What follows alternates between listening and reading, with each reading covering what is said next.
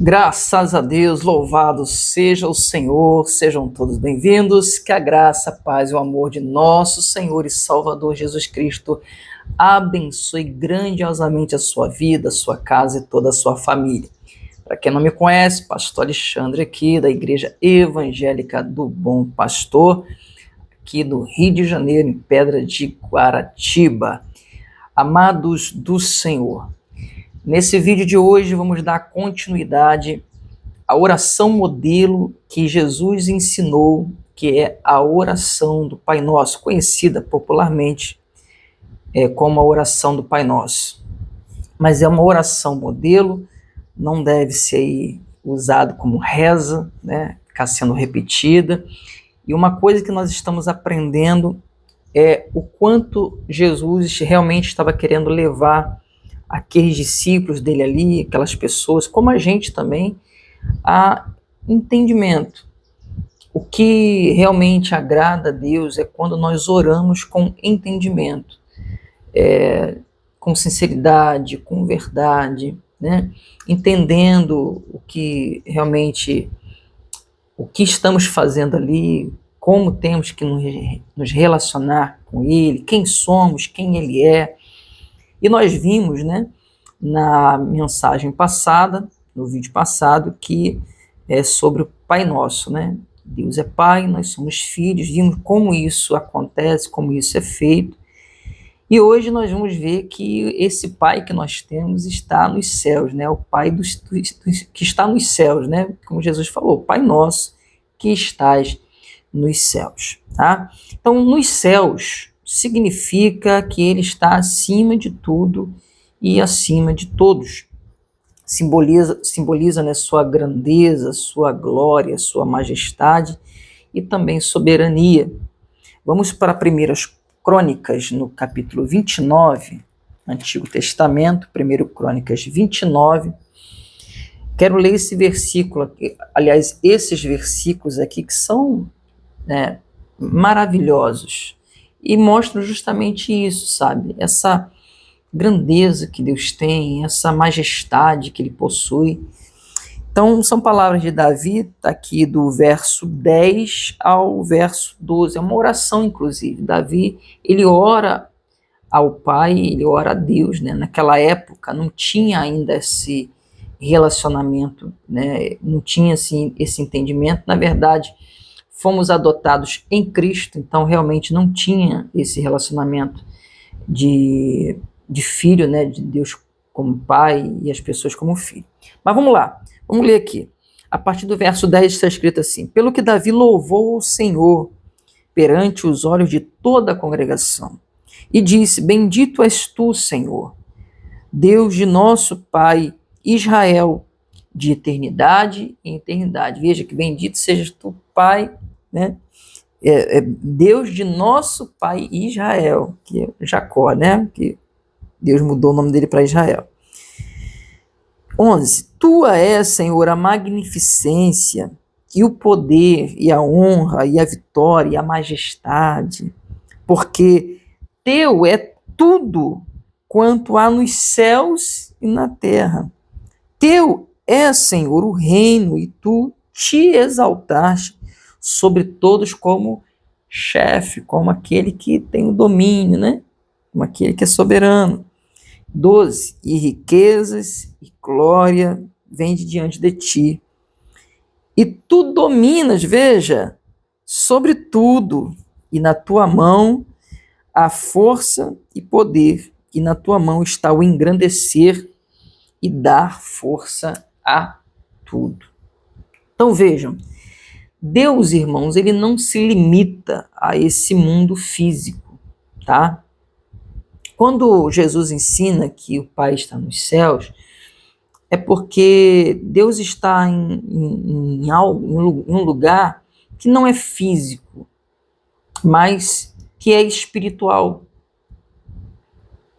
E imagine um lugar onde habite essa grandeza, essa majestade, essa glória de Deus. É um lugar tremendo, com certeza, né? Então, esse mundo físico que nós conhecemos é muito limitado, irmãos. E Deus seu poder é totalmente limitado. Então, quando ele fala desse céu, ele está falando de algo sublime, de algo que transcende, né, esses limites físicos que nós conhecemos. Por exemplo, o apóstolo Paulo, lá em 2 Coríntios capítulo 12, ele falando dele mesmo, né, diz que ele chegou ao terceiro céu e viu coisas que aos homens era maravilhoso demais para se falar, né? Fugia ao entendimento humano aquilo que ele viu, né? E, na verdade, na Bíblia, poucas pessoas tiveram esse privilégio. No Antigo Testamento, nós temos, por exemplo, Isaías, né, que contemplou ali a majestade de Deus. E esse episódio aqui de Paulo cita que ele foi ao terceiro céu. E o que isso significa? O que isso tem a ver? Porque quando Jesus ele diz Pai nosso que está nos céus, está no plural. Aí Paulo fala, e lembrando que não é só essa vez, né, que Jesus fala céus, no plural. E aí Paulo fala então sobre o terceiro céu. Então nós entendemos que não tem nada acima de Deus. Se ele foi um lugar onde Deus está, existem três céus, correto? E isso é explicado teologicamente, que o primeiro céu é o que a gente vê, que a gente olha e contempla, e você já vê a infinitidade, né, a grandeza, né, e eu estou querendo te dizer com isso, aliás, como eu fiz aqui na igreja, esse vídeo aqui é só para te mostrar o quanto o nosso Deus é grande. E isso é o que significa quando Jesus fala Pai Nosso que está nos céus. Logicamente, grande em todos os sentidos, certo? Então, o primeiro céu é o que vemos, o segundo céu é o espaço, que na verdade, ainda que hajam estudos, ciência, né, ainda é muito limitado o ser humano, tá? Para vocês terem uma ideia, a questão do homem ter ido à Lua é um assunto polêmico, nem todos acreditam, tá? Então, esse lugar, o espaço, ele já é um local limitado. Acredita-se, por exemplo, que o espaço é onde acontecem batalhas, por exemplo, espirituais, como descrita em Daniel, como Paulo em Efésios também faz menção, né, as potestades do ar, esse ar seria o espaço. Então seria um local entre esse céu que a gente vê, né, que seria a atmosfera, e o terceiro céu, que é onde Deus habita, que é um lugar espiritual. Então o homem não entende a complexidade desse meio termo, né, desse abismo que seria o espaço entre, no caso, esse céu, atmosfera, né, planeta, e o terceiro céu, que seria a habitação do Deus Altíssimo. Agora, o terceiro céu seria esse lugar exatamente. Então, o primeiro céu, o céu que vemos, a atmosfera, né, a superfície. O segundo céu seria o espaço, e o terceiro céu, aonde Deus habita. Lá que Paulo foi, enfim. Então veja, Pai nosso que está nos céus. Você vê que a grandeza de Deus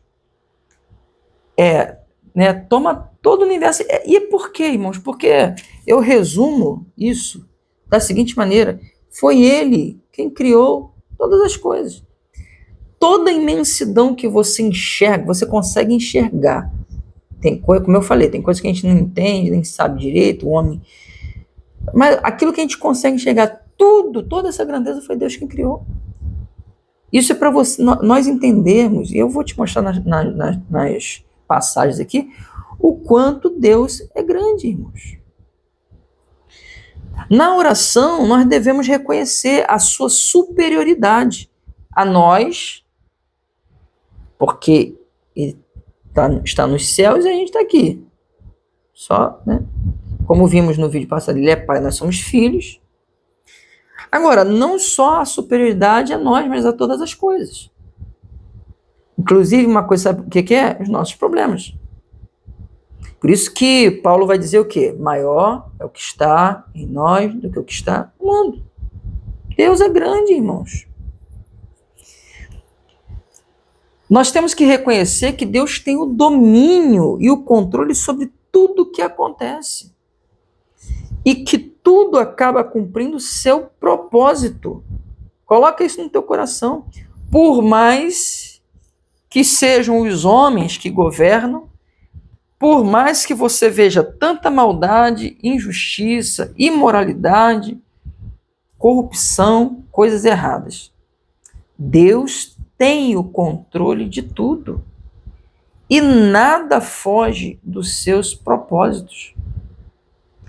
Veja comigo o Salmo 33. Vamos para o Salmo 33. Está escrito assim, ó. Primeiramente, versículos 6 e 7. Pela palavra do Senhor foram feitos os céus, veja. E todo o exército deles. Aí você pega o quê? O sol, a lua, as estrelas. Que inclusive Deus sabe, chama pelo nome cada uma delas. Aí diz aqui, pelo espírito da sua boca. Essa palavra aqui para espírito é o mesmo que sopro.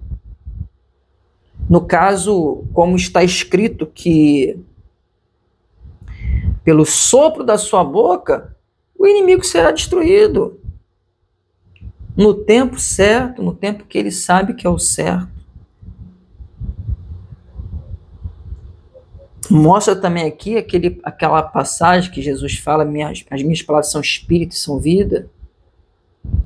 Né? Mostra também aquela passagem que fala que a palavra de Deus é viva e eficaz. Olha o que a palavra de Deus produz. Produziu tudo. E a Bíblia diz que não só criou, mas como permanecem lá, né? Naquele espaço ali, diz a palavra, sustentados pela palavra de Deus. Até hoje, isso será assim para sempre. Veja a grandeza do nosso Deus. 7. Ele ajunta as águas do mar como num montão. Veja. Põe os abismos em tesouros. É como se ele conseguisse guardar todos os abismos e guardar todas as águas no lugar dele lá. Você já reparou, irmãos, a questão do mar? A grandeza do mar? Deus ajunta com um monte. Um montão. 8. Tema toda a terra ao Senhor, temam-no todos os moradores do mundo. Devemos ter temor e reverência também diante do Altíssimo. Não vai demorar muito, eu vou estar colocando, e a gente tem pregado aqui aos domingos, Jesus e... Aliás, não, me perdoe. É nesse estudo mesmo aqui. Quando a gente chegar no santificado seja o teu nome, eu vou falar mais sobre temor e reverência. Que nós estamos diante de uma geração totalmente irreverente, sem temor. Mas veja, versículo 8. Tema toda a terra ao Senhor. Temam-no todos os moradores do mundo. Por quê? Porque ele é grande. Ele é poderoso, irmãos. E temer não é ter medo, é respeitar essa grandeza que Deus tem. Que Ele tem o controle de tudo, toda a nossa vida. Nada escapa aos desígnios do Senhor. Nada. Deus é grande, Deus é majestoso, Ele é poderoso. Amém? Veja o 9. Porque falou e tudo se fez, mandou e logo tudo apareceu. O Senhor desfaz o conselho das nações, quebranta os intentos dos povos. O conselho do Senhor permanece para sempre. Os intentos do seu coração de geração em geração. Está vendo? Tudo cumpre o seu propósito. Entenda que tudo que acontece não é que seja a vontade de Deus, mas mesmo os homens prevaricando, mesmo os homens fazendo injustiças, maldades, ainda assim Deus não perde o seu controle. A vontade dele prevalece. E não há, irmãos, não há reinos, domínios, poderes, governos que não há de se curvarem à grandeza do nosso Deus. Quantos impérios nós já tivemos na terra, subjugando a terra, dominando por um momento outras nações, e foram sucumbidas, foram reduzidas ao nada. Por causa de quem? De Deus. Deus é aquele que exalta, mas aquele que também sabe abater. Muitas vezes a gente se pega olhando para o nosso país e a gente vê tanta maldade, vê tanta injustiça, a gente vê tanta covardia, tantas pessoas se beneficiando de dinheiro público. Infelizmente, irmãos, um governo que a gente, a gente já sabia o que ia acontecer, porque não tem como você colocar raposa para tomar conta do galinheiro. Não tem como. Mas, infelizmente, boa parte das pessoas, né, elas se deixam levar por tudo que prometem. E a gente precisa realmente orar mais e pedir mais a Deus e confiar mais no Senhor, até mesmo para darmos o nosso voto com direção. Então, ainda que a gente vê esse emaranhado de corrupção, porção de coisa que está aí acontecendo ao mesmo tempo, muito pior do que anos passados aí, que a gente viu essas mesmas pessoas sendo presas, roubando. Meu Deus do céu, como é que o povo brasileiro foi cair nessa cilada de novo? Mas ainda assim, irmãos, entendam isso. Oremos, nós devemos orar por todas essas autoridades, sejam eles o que forem. Devemos orar, interceder por eles, porque isso é bíblico, por eles, isso é bíblico. Agora podemos pedir a Deus também justiça. Senhor, faça justiça nessa nação. E não adianta, irmãos, essas pessoas que na verdade se levantam contra Deus, quando elas oprimem o trabalhador, elas oprimem o pobre, é imposto em cima de imposto. Nosso país é um campeão aí de imposto. Os empresários sufocados até o pescoço, várias lojas. A gente, a igreja aqui, né, Pedro de Guaratiba, para quem não conhece o Rio de Janeiro, né, fica perto de Campo Grande, né, é região de Guaratiba e fica perto de Campo Grande, mas certo dia desses aí, eu e minha esposa, a gente vindo de lá para cá, ou indo daqui para lá, eu não tenho certeza, não lembro direito. Eu só sei, irmãos, e a gente comentando, quantas empresas, lojas, comércios fechando. Quantos? Os empresários, as pessoas que têm dinheiro, estão correndo para outros países. Vai aqui do lado, Paraguai está melhor, Uruguai está melhor, a Argentina, que até pouco tempo estava aí também sufocada por essas pautas que são apoiadas em corrupção, em tributo, em imposto, enfim, né? Em engano, em mentira. Eles estão indo para lá, porque não dá, irmão. Chega uma hora que tu não consegue mais pagar funcionário. Então, ainda que a gente veja todo esse emaranhado de corrupção, sabe, de injustiça, de perseguição, de mentira, de roubo, ainda assim, Deus está no controle de todas as coisas. Uma hora, irmãos, o injusto cai. Uma hora o Senhor Deus vem e faz como fez. Você lembra do que está escrito em... que aconteceu, né? Que está escrito com Nabucodonosor? Para onde o Senhor levou ele, o abateu? Então, irmãos, é isso que a palavra está falando aqui. Tudo está no controle do Senhor. A grandeza de Deus, irmão, não se compara. Essas pessoas aí estão se enriquecendo à custa do poder público, da máquina pública.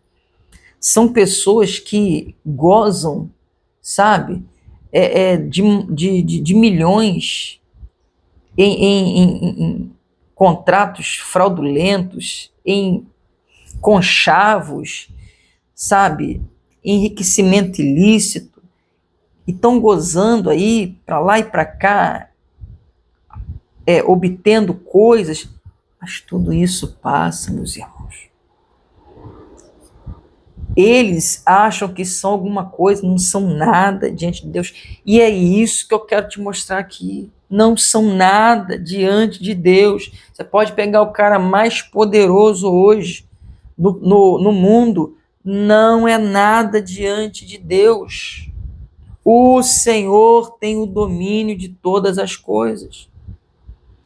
Então, quando Jesus fala que o Pai está no céu, é sobre isso.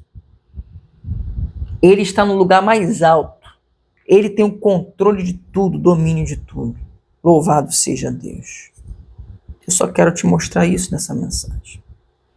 Por que Jesus falou que o Pai está nos céus? Salmo 19, vamos para lá, por favor. Verso de 1 a 6. Os céus manifestam a glória de Deus. Mais uma vez, os céus, tá vendo?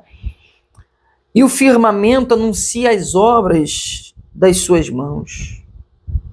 Um dia faz declaração a outro dia. Ele está falando desse, até mesmo do que nós conseguimos ver. E uma noite mostra a sabedoria a outra noite. Sem linguagem, sem fala, ouvem-se as suas vozes. É como o salmista aqui, o Davi, estivesse dizendo assim, ó, tudo que a gente consegue ver, essas coisas maravilhosas, estão glorificando a Deus, estão mostrando, revelando a grandeza de Deus. Em toda a extensão da terra e as suas palavras até o fim do mundo, neles pôs uma tenda para o sol, que é qual noivo que sai do seu tálamo e se alegra como um herói a correr o seu caminho. A sua saída é desde, veja como é detalhado, a sua saída é desde uma extremidade dos céus e o seu curso até a outra extremidade, ou seja, do nascente para o poente. E nada se furta ao seu calor. Sobre isso daqui, irmãos, eu achei interessante, como eu fiz aqui na igreja, eu vou dividir com vocês também. Fui fazer uma pesquisa, porque ele está detalhando bem aqui a questão do sol, né? E ele fala, por último, o seu calor. Olha só, você pode dar um Google aí que você vai ver. Mas deixa eu te falar. Na superfície do sol em si, tá? A parte que vemos, você olha, você até com dificuldade, mas aquilo que aparece, chega a 5.500 graus Celsius. Para a gente aqui chega no máximo 40, já bateu 42 e tal. né? Não estou falando de sensação térmica, que é geralmente uns 5 graus a mais, mas a temperatura, né? 30, 35, em outros lugares é mais fresco, né? Mas máxima aqui, Rio de Janeiro, 40. A camada, veja só, de 5.500 graus lá, 40 graus aqui. Entenderam? A sua camada externa, chamada de coroa, né, cientificamente, é 1 milhão de graus Celsius. Você sabe o que é isso? Deus é muito grande, irmãos. É muito poderoso, irmãos. Sabe que essa glória que as pessoas viram no rosto de Deus é muito maior do que a glória do sol. Muito maior. Porque eu estou falando de algo aqui maravilhoso, poderoso, que Deus criou. O núcleo, que é o seu interior, onde há a maior concentração de calor, 15 milhões de graus Celsius. Oi, irmãos, esse é o nosso Deus. Eu me maravilhei aqui, quando Deus me deu o estudo, me maravilhei aqui pregando, e aqui da mesma forma, não tem como a gente se conter. Para a gente encerrar, Salmo 145, Davi é um cântico de Davi, e ele vai dizer assim, do 1 ao 6 também. Eu te exaltarei, ó Deus, Rei meu, e bendirei o teu nome pelos séculos dos séculos. Cada dia te bendirei e louvarei o teu nome pelos séculos dos séculos. Louve o nome do Senhor, a grandeza do teu Deus. Grande é o Senhor, versículo 3, e muito digno de louvor, e a sua grandeza inescrutável. Não tem como compreender, como comparar. Não tem. Você pega o Sol, 15 milhões de graus Celsius no seu núcleo, e ainda assim foi Deus quem o criou. O homem nem sequer consegue se aproximar, o mínimo que for. Mínimo. Que Deus tem o sol em sua mão. Oh, tremendo demais. Uma geração louvará as tuas obras, a outra geração, e anunciará as tuas proezas. Abra a tua boca com poder para falar do teu Deus. Falando de geração para geração, fale dessa grandeza para o teu filho, para os teus netos. Fica reclamando não. Para os teus filhos, teus netos verem não. Louva, engrandeça o Senhor. Falarei, como Davi, 5, falarei da magnificência gloriosa da tua majestade e das tuas obras maravilhosas. E se falará da força dos teus feitos terríveis, e contarei a tua grandeza. O que eu vim fazer aqui? Ensinando, passando para vocês o que Jesus ensina na oração modelo, que o Pai está nos céus.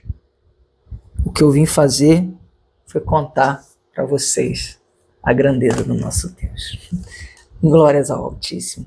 Deus é bom, irmãos, e Ele é muito poderoso. Eu estou aqui, estou sentindo a presença dEle. E você aí? Você está sentindo a presença de Deus, a glória do Deus Todo-Poderoso? Aí, coloque aí nos comentários. E louve a Deus aí, glorifica a Deus aí nos comentários. Amém? Eu vou ficando por aqui. Lembre-se, aconteça o que acontecer na sua vida, Deus está no controle. Aconteça o que acontecer na sua vida, Deus não perdeu o controle.